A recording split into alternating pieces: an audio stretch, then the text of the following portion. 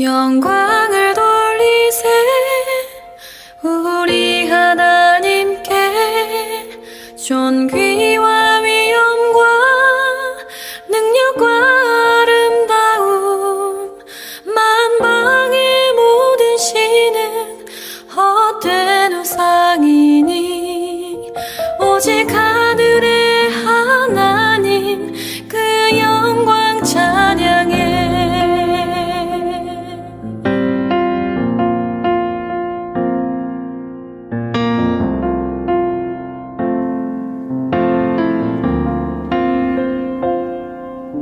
영광을 돌리세 우리 하나님께 존귀와 위엄과 능력과 아름다움 만방의 모든 신은 헛된 우상이니 오직 하늘의 하나님 그 영광 찬양해.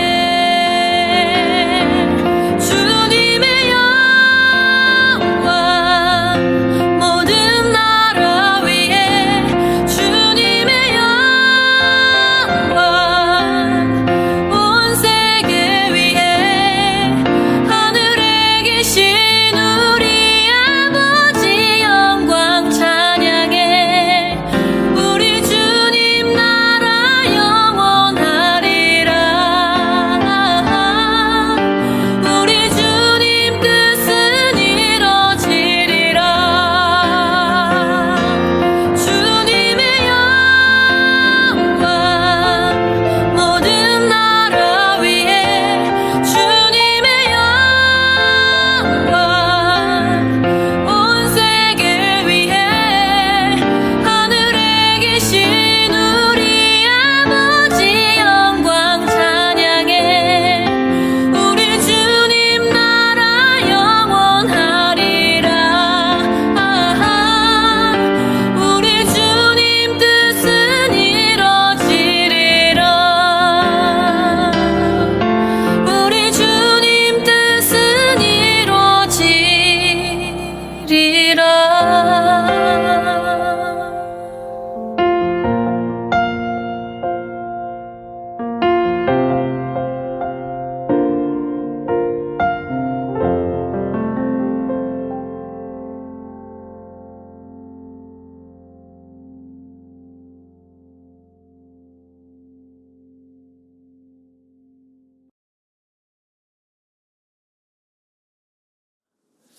여러분, 알렉산더 대왕이 지휘하고 있던 부대, 그 부대에 많은 군사들이 있었겠죠. 그런데 그 군사들 가운데 알렉산더 대왕과 똑같은 이름을 가진 알렉산더라는 병사가 있었습니다. 그런데 그 병사는 그렇게 훌륭한 병사가 아니었던 것 같아요. 늘 병영을 이탈해서 술 마시고 행패 부리고 그리고 동료들을 괴롭히는 그런 좀 문제가 있는 병사였습니다. 하루는 동료들과 싸우다가 이제 알렉산더 대왕 앞에 붙잡혀 왔어요. 알렉산더 대왕이 그에게 묻습니다. 내 이름이 뭐냐? 그러자 그 병사가 제 이름은 알렉산더입니다. 아니, 내 이름이 뭐라고? 알렉산더입니다. 그 이야기를 듣고 알렉산더 대왕은 큰 소리로 이렇게 이야기했다고 합니다. 이놈아! 알렉산더라는 이름을 가진 내가 이 모양이냐? 내 이름을 바꾸든지 아니면 내 행실을 바꿔라. 그렇게 무섭게 호통을 쳤다고 하죠. 자, 우리에게도 하나님께서 성도, 그리스도인이라고 하는 정말 아름다운 이름을 주셨습니다. 그런데 과연 그 이름에 합당하게 살아가고 있습니까? 혹시 주님께서 아니 성도란 놈이 그 모양이냐? 아니 그리스도인이란 네가 그렇게 살면 어떻게 하니?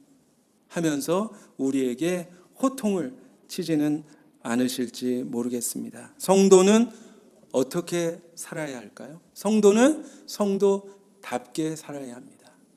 그런데 문제는 성도답게 사는 것이 과연 무엇인가? 바로 그것입니다. 그래서 오늘 말씀을 통해서 과연 성도답게 사는 것이 무엇일까? 우리가 그것을 함께 묵상해 보고자 합니다. 자, 오늘 본문 말씀에 성도는 어떻게 살아야 한다고 우리에게 말씀하고 있을까요? 첫째는 성도는 유익한 것을 추구하며 살아야 한다. 그렇게 말씀하고 있어요. 여러분, 그리스도인이 되었다고 하는 것은 거듭났다고 하는 것입니다.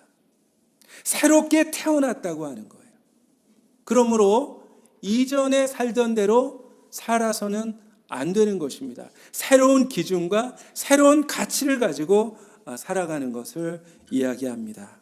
자, 그런데 과연 우리는 그렇게 살아가고 있을까요? 혹시 여전히 그리스도인이 된 이후에도 예전의 가치와 예전의 기준을 가지고 살아가고 있는 것은 아닐까요?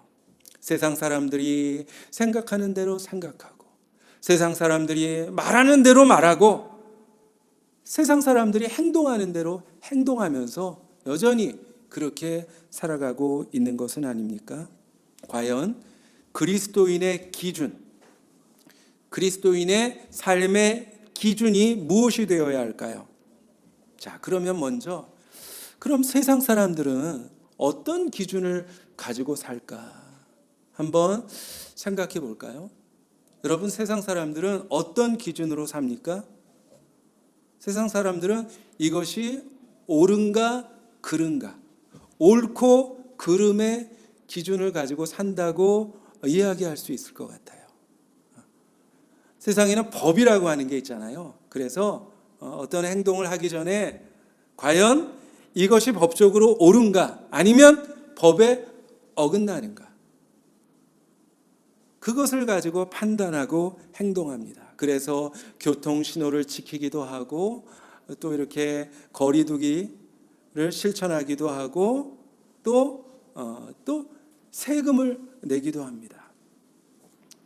법을 이행하려고 노력합니다. 그런데 오늘 사도 바울은 그리스도인들에게는 세상 사람들이 사는 것처럼 그저 옳고 그름의 기준만이 아니라 그 이상의 기준이 있어야 한다고 그렇게 주장하고 있는 것입니다. 우리 12절 말씀을 한번 읽어보겠습니다. 12절 시작. 모든 것이 내게 가하나 다 유익한 것이 아니요 모든 것이 내게 가하나 내가 무엇에든지 얽매이지 아니하리라. 아멘. 자, 무엇이든지 가하나 다 유익한 것은 아니다.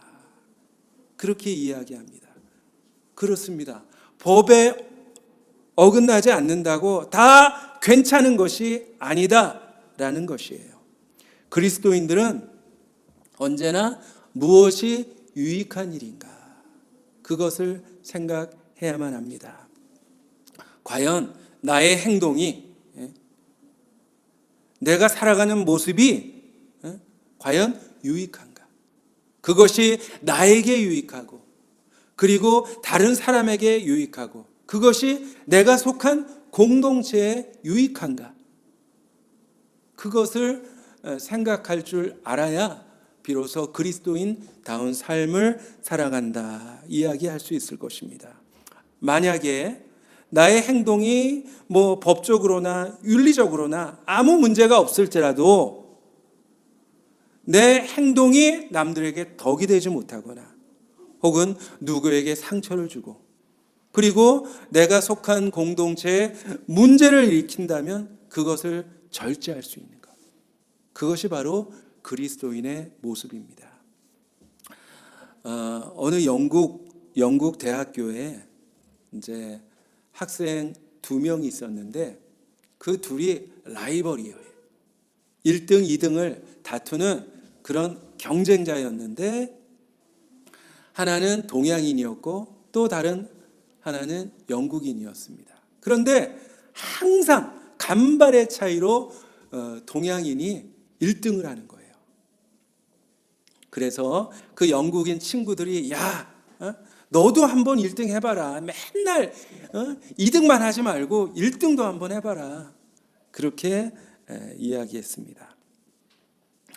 그런데 한 번은 늘 1등만 하던 그 동양인 친구가 며칠 동안 학교에 보이지 않는 거예요.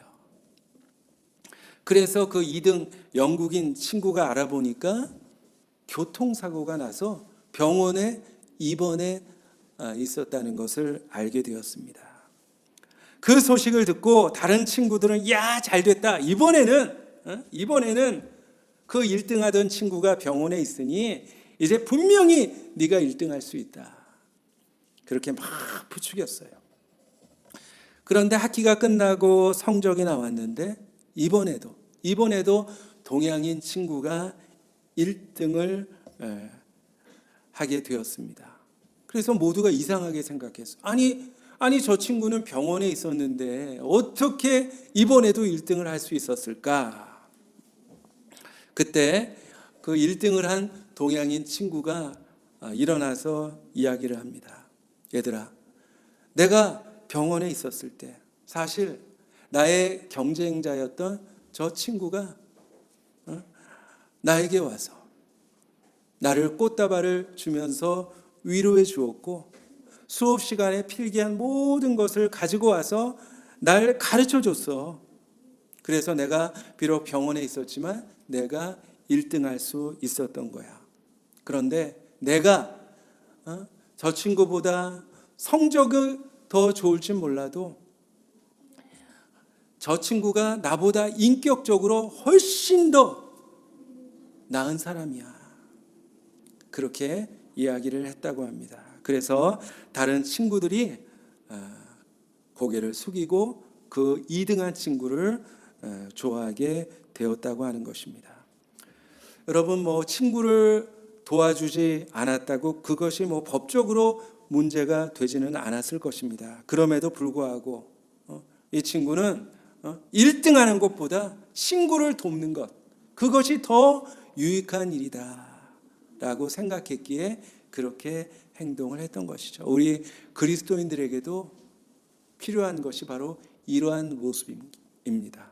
그러므로 여러분 항상 어디에 있든지 항상 유익한 자로 그렇게 살아가시기를 바라고, 무엇보다도 하나님께 유익한 자, 하나님 나라에 유익한 자로 살아가는 저와 여러분이 되시기를 주님의 이름으로 축원합니다. 또한 두 번째로 그리스도인은 어떻게 살아가야 할까요? 욕망에 지배되어서는 안 된다. 오늘 성경은 그렇게 이야기하고 있습니다. 여러분, 고린도 교회는 아주 문제가 많은 교회였어요. 그런데 그 교회 안에 아주 잘못된 사상이 있었는데 그것은 이원론이었습니다. 헬라 문화의 영향을 받았기 때문에 그 고린도 교회에는 이원론 사상이 있었어요. 그것이 무엇인가 하면 우리의 영혼은 선하고 그러나 우리의 육체는 악하다. 그렇게 영혼과 육체를 분리해서 생각하는 그런 사상이었습니다. 그래서 이 이원론은 교인들에게 두 가지 극단적인 모습으로 나타나게 되었는데, 하나는 금욕주의예요. 육신이 악하기 때문에 이 육신을 학대하는 것입니다. 그래서 수도원에 들어가서 고행을 하고 식욕과 성욕을 절제합니다. 그렇게 신앙생활하는 사람이 있었고, 또 반대로 쾌락주의. 우리의 영혼이 구원받았기 때문에 어차피 육체는 악하기 때문에 아무래도 좋다. 그래서 고린도 교회 안에 아주 문란하게 생활하는 그러한 교인들이 있었던 것이죠. 그런데 가만 보면 오늘날 교인들의 신앙의 모습도 비슷한 것 같아요. 어떤 분은 예수 믿으면서 세상의 것을 단절해야 된다. 육신을 학대하고 금욕적으로 그렇게 신앙생활 하는 사람들, 그런 분들이 있습니다. 이것도 해서는 안 돼, 이것도 해서는 안 돼. 뭐 그렇게 안 되는 게 많은지 모르겠어요. 그리고 뭘 잘 먹거나 뭐 어떤 행복감을 느끼게 될 때 자신도 모르게 죄책감을 느끼는 그런 신앙의 모습이 있는 것 같습니다. 그런가 하면 반대로 예수 믿으면서도 전혀 달라지지 않는 그런 교인들도 있어요. 믿기 전과 똑같이 살면서 똑같은 짓을 하면서 예수님이 날 용서해 주실 거야. 뭐 나는 구원 받았는데 하면서 세속적으로 그냥 아무렇게나 살아가는 그런 모습의 교인들이 있는 것입니다. 이 모두가 이원론적인 생각이 그들에게 있기 때문에 그런 것이죠. 그런데 성경은 이원론이 아니라 이론론을 말씀하고 있어요. 영혼이든 육신이든 그것이 모두 다 하나님이 창조하신 것이다. 모두 다 선한 것이다. 버릴 것이 하나도 없다. 성경은 그렇게 이야기해주고 있는 것이죠. 육신의 일 자체가 악한 것이 아니다. 뭐 영적인 것이라고 다 아름다운 것은 아니다. 라는 그런 말씀입니다. 그래서 13절 말씀에 보니까 몸은 음란을 위해서 있지 않고 오직 주를 위하여 있으며 주는 몸을 위하여 계시느니라, 그렇게 말씀하고 있는 것입니다. 성경이 이야기하는 것은 육신이 선하다, 악하다, 그게 아니에요. 그게 아니고 나의 육신이 무엇을 위해서 존재하는가, 그것이 중요하다고 그렇게 우리에게 말씀하고 있습니다. 여러분, 우리가 예수 믿기 전에는 우리의 육신은 욕망을 위해서 존재했다고 이야기할 수 있습니다. 그저 먹고 마시고 즐기고 그리고 내가 많은 것을 누리기 위해서 그렇게 살았을 것입니다. 그런데 이제 우리의 신분이 바뀌었어요. 우리의 신분이 바뀌었습니다. 우리의 육신의 목적이 달라진 거예요. 15절 말씀해 보니까 너희 몸이 그리스도의 지체인 줄을 알지 못하느냐? 내가 그리스도의 지체를 가지고 창녀의 지체를 만들겠느냐? 결코 그럴 수 없느니라. 여러분, 이제 우리의 몸은 그리스도의 지체가 된 것입니다. 여러분, 그리스도, 우리 예수님 얼마나 귀합니까? 마찬가지로 우리에게 주어진 우리의 몸도 귀한 거예요. 그리고 우리의 인생도 아주 값진 것입니다. 그러므로 자기 자신을 비하하면 안 되는 것이죠. 우리 그리스도인들은 자기 자신을 귀하게 여길 줄 알아야 합니다. 내 삶이 얼마나 귀한지, 그리고 내 몸이 얼마나 귀한지 그것을 알아야 합니다. 이제 더 이상 육신의 욕망에 지배받는 그런 삶을 살지 않아야 합니다. 그리스도의 지체가 된 자로서 나 자신과 자신의 삶을 귀하게 여기고 우리 몸의 주인이신 예수 그리스도의 뜻대로, 그리고 성령님에게, 우리 안에 계시는, 우리 안에 내주하시는 성령님께 지배당하는 그런 삶을 살 수 있어야 그것이 바로 그리스도인의 삶의 모습인 것이죠. 그러므로 여러분, 기도가 필요한 것도 그것인 것 같습니다. 우리가 기도할 때 성령님은 우리에게 말씀해 주세요. 나의 뜻이 이것이다. 하나님의 뜻이 이것이다. 우리가 성령님에게 귀를 기울여야 그분의 뜻대로 살아갈 수가 있고 비로소 그리스도인다운 삶을 살 수가 있는 것입니다.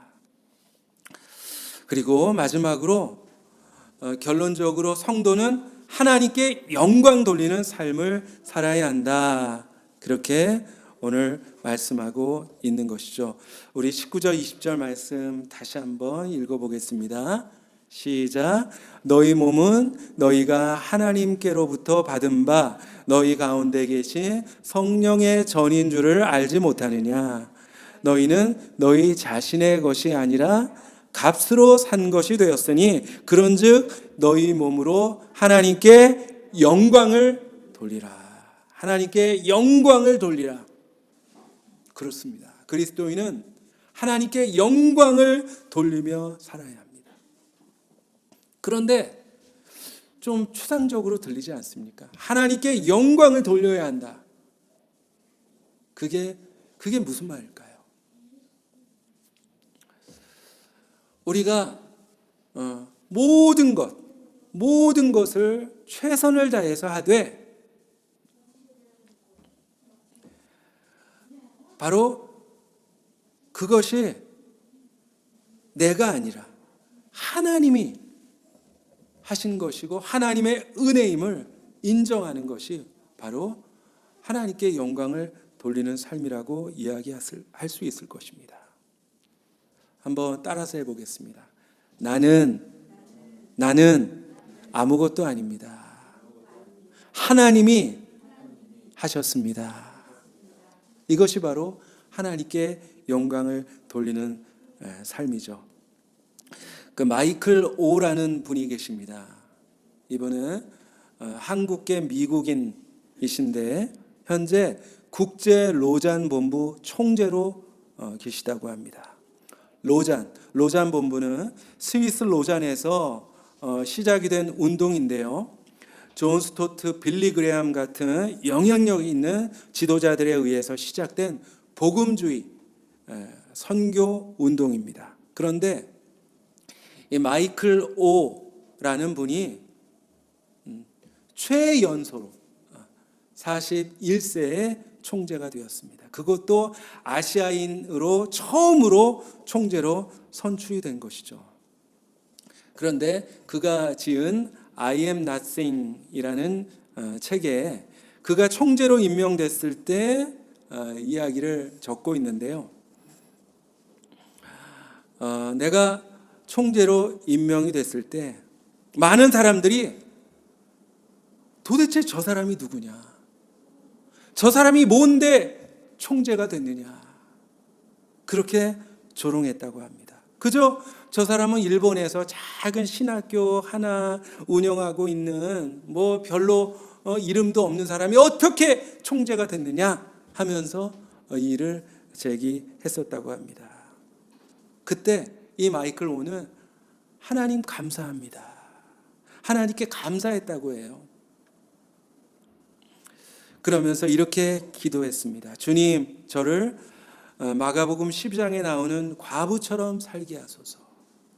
여러분, 마가복음 12장에 보면 두 렙돈, 자기가 가지고 있었던 그 적은 돈, 그러나 그것이 그의 재산의 전부였죠.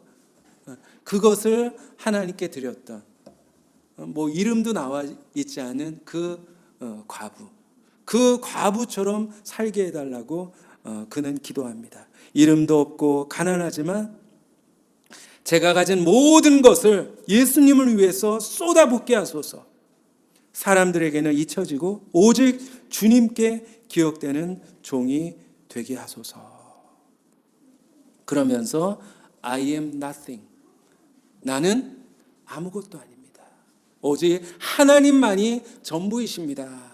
이렇게 고백을 하고 있습니다. 이것이 바로 하나님께 영광 돌리는 삶의 모습인 것이죠. 그런데 사실 이 마이클 오라는 분은 대단한 분이에요. 미국의 하버드대 등 아이비리그 대학을 포함해서 교육학, 인류학, 과학, 신학 5개의 그 학위를 가지고 있다고 합니다. 남들은 하나도 갖기 어려운 학위를 5개나 가지고 있고 그뿐만 아니라 그의 가정도 모두가 인류대학, 명문대학을 나온 아주 훌륭한 그런 가정이라고 합니다. 세상적으로 얼마든지 성공할 수 있었던 사람이지만 그러나 오직 하나님께 영광을 돌리고 나는 이 세상에서 아무것도 아닌 사람이 되기를 원합니다.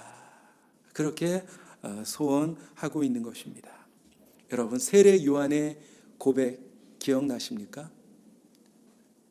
뭐라고 고백을 했습니까? 세례 요한이 그분은 흥하여야 하겠고 나는 쇠하여야 하리라. 오직 예수님만 흥하시고 그리고 나는 쇠하여도 좋다라는 그런 고백이죠. 그 고백처럼 예수님을 내가 아니라 저분이 메시아입니다. 예수님을 무대 중앙에 올려놓고 자기 자신을 조용히 무대 뒤편으로 사라지는 그런 삶을 살았던 그런 인물입니다. 여러분, 우리 앞에 2021년이 활짝 펼쳐져 있습니다. 그리스도인으로서 한 해를 어떻게 살아야 할까요? 어떻게 살아야 하나님을 기쁘시게 할 수 있을까요? 여러분, 주님은 우리에게 자유를 주셨습니다. 그런데 그 자유를 가지고 이 세상의 기준과 가치를 가지고 살기보다 믿음의 가치, 믿음의 기준으로 살아가는 우리가 되어야 합니다. 단지 법과 규칙을 지키는 사람이 아니라 이웃과 공동체에게 유익을 주는 그런 사람으로 살았으면 좋겠습니다. 욕망의 지배를 받으며 살기보다 나는 그리스도의 지체다 라는 사실을 깨닫고 자기의 삶을 정말 귀하게 여기고 내 안에 계신 성령님의 다스림을 받아 정말 말씀대로 살아가는 우리가 되기를 소망합니다. 그리고 무엇보다도 모든 것을 오직 하나님께만 영광을 돌리고 나는 아무것도 아닙니다. 비록 많은 것을 이루었지만 내가 한 것이 아닙니다. 하나님이 하신 것입니다. 라고 고백할 수 있는 그런 믿음의 사람으로 살아가는 저와 여러분이 되시기를 주님의 이름으로 간절히 축복합니다. 기도하겠습니다. 하나님 아버지, 감사합니다. 우리에게 과연 어떤 모습으로 살아가야 할지 깨닫게 하여 주시니 감사합니다. 하나님, 그러나 어리석은 저희들 예수 믿노라 하면서도 세상 사람들과 똑같은 기준을 가지고 그리고 그 가치를 따라 살아왔음을 고백하오니 주님 용서하여 주시옵소서. 이제 믿음의 사람으로서 믿음의 가치와 믿음의 기준으로 살 수 있는 우리가 되게 하여 주시옵소서. 정말 하나님 나라에 유익하고 그리고 우리가 속해 있는 공동체에 유익을 주는 사람, 그리고 육신이 아니라 정말 성령님께 지배받으며 살아가는 그런 사람 되게 하여 주시고 나 자신이 아니라 오직 하나님께만 영광을 돌리고 하나님 앞에서 나는 아무것도 아닙니다 라고 고백할 수 있는 그런 모습으로 살아가는 우리 모두가 되게 하여 주시옵소서. 감사드리며 예수님 이름으로 기도합니다.